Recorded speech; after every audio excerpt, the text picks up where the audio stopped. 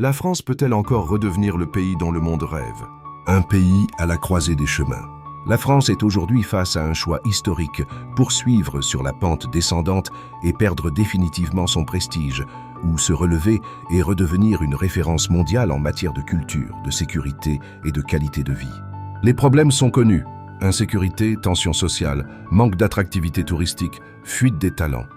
Mais il existe aussi des solutions claires, réalisables et déjà appliquées avec succès dans d'autres pays. Premièrement, restaurer la sécurité comme priorité absolue. Aucun pays ne peut attirer les visiteurs et retenir ses habitants sans un sentiment fort de sécurité.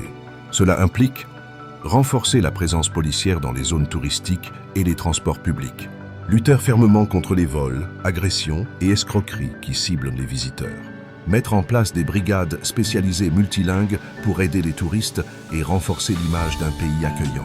Exemple inspirant. Singapour, connu pour ses rues ultra sûres, attire chaque année des millions de visiteurs rassurés par la discipline et la fermeté de son système. Deuxièmement, stabiliser le climat social.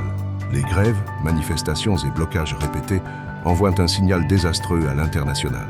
Pour inverser cette tendance, la France pourrait limiter légalement les grèves dans les secteurs clés, aériens, ferroviaires, maritimes, en période touristique.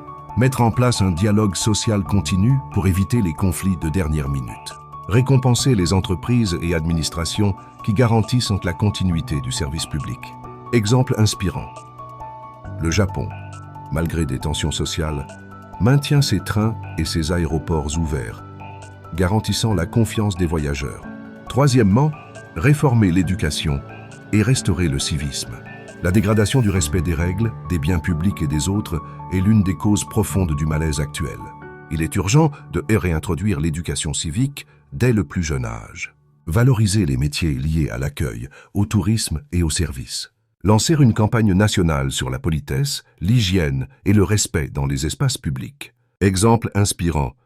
Les pays nordiques ont bâti leur réputation sur une éducation qui met au même niveau les compétences professionnelles et le respect des règles de vie collective. Quatrièmement, moderniser l'accueil touristique. Pour redevenir un leader mondial du tourisme, la France doit offrir une expérience fluide, sécurisée et agréable.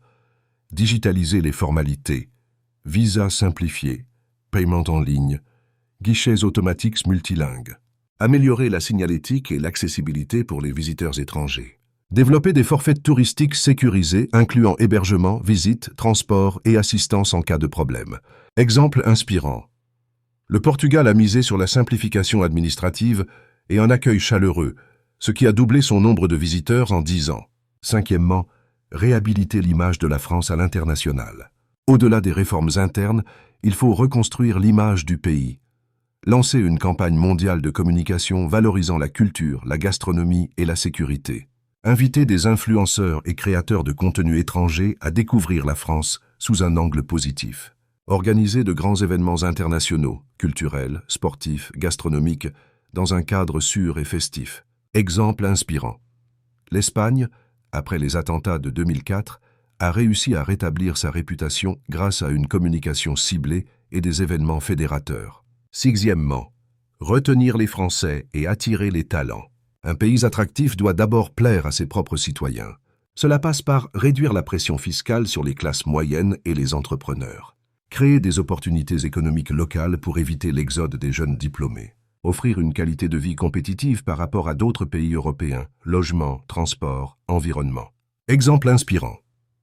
L'Irlande, en misant sur une fiscalité attractive et des opportunités dans la tech, a réussi à retenir ses jeunes et à attirer des expatriés. Septièmement, misère sur un tourisme durable et respectueux. Le voyageur moderne veut du sens dans ses déplacements. La France pourrait développer des circuits écotouristiques en région.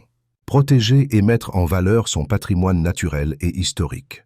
Encourager un tourisme qui profite aussi aux zones rurales et pas seulement aux grandes villes. Exemple inspirant. La Slovénie, en misant sur le tourisme vert, a gagné une clientèle fidèle et haut de gamme.